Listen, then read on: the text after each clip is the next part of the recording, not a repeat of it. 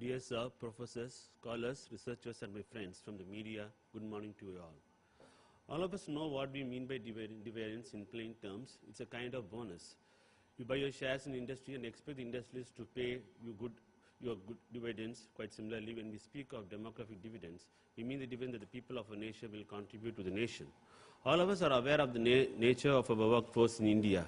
First of all, it is easy for you to imagine what will happen to a big family in which a single person is compelled to work for a family of 12 members. If 9 members can work and earn for the family, only 3 members of the family will be dependents. Similarly, if 70 crore of people can work and earn, what they produce will be sold in the market of developed countries and developing countries. There was a time when it was really achieved in Ireland.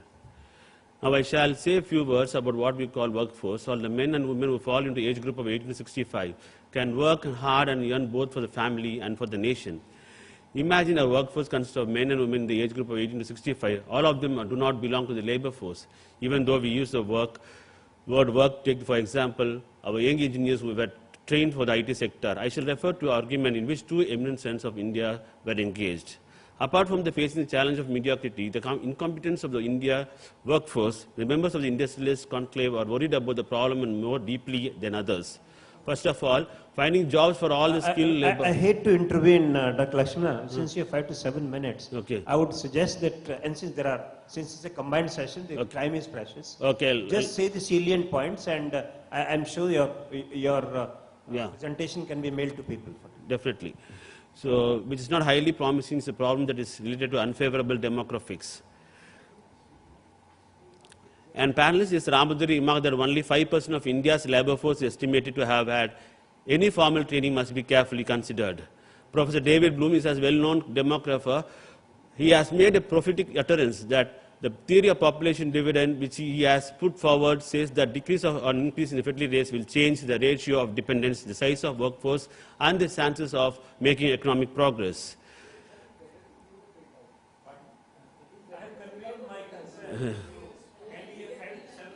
Yeah, sure, definitely. And of course, if this debate is so long as you finish within your time, I don't mind. Okay. I don't take more than time. Okay. The second most popular country in the world offers ground for cautious optimism. Please note that expression cautious optimism, India's demographic transition is well underway, and the age structure of the population is likely to evolve favorably for 2 or 3 decades. The Indian profile is dominated by the life cycle deficit of children. The gap between what they consume and what they produce by the deficit of old ages is relatively small. Primarily because of that population is a relatively small share of the total, Germany life cycle deficit of old age is much larger, while children claim a smaller share of total resources than older Germans. The per capita life cycle profile plays a role here, but Germany population age structure is a real driver.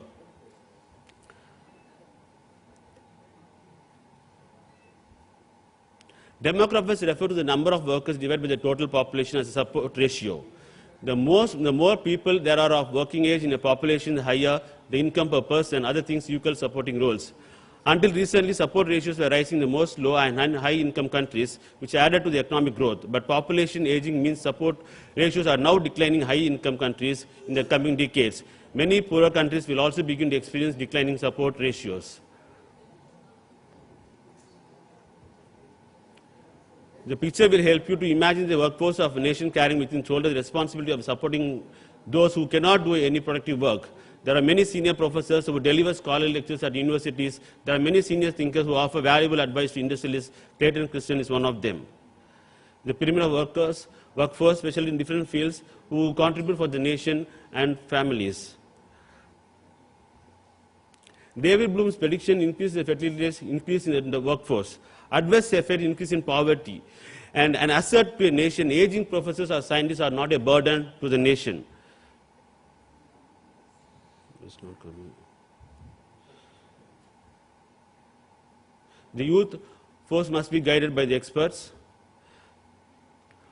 Demographic divide and in rapid economic growth, many women enter the labor force for the first time. A time period.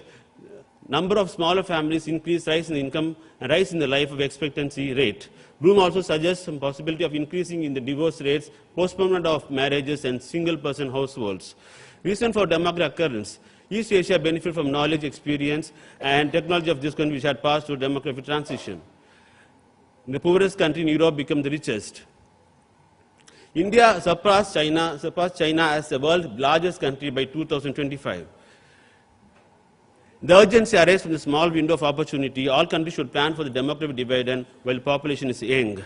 If the young people are not provided opportunities, there will be social upheaval. Help the young people during their working years to promote their investment is very urgent as the opportunity is short.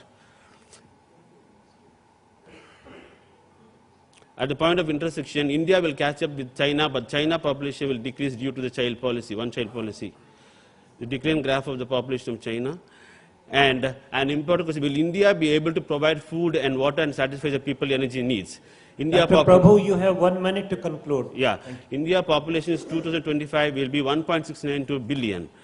Increase the labor supply, depend on the ability of the economy to employ extra workers, increase in the savings, individuals can save more, increase the nation's economy, increase the national saving rate, and accumulated capital leads to higher productivity. Population authorities and world leaders must join together in the effort to bring out an awareness of a demographic difference among people of India. Technology is never the whole solution. The recent history of technology education tells us that however good it achieves little without the complementary human and organizational changes needed. And they are always difficult.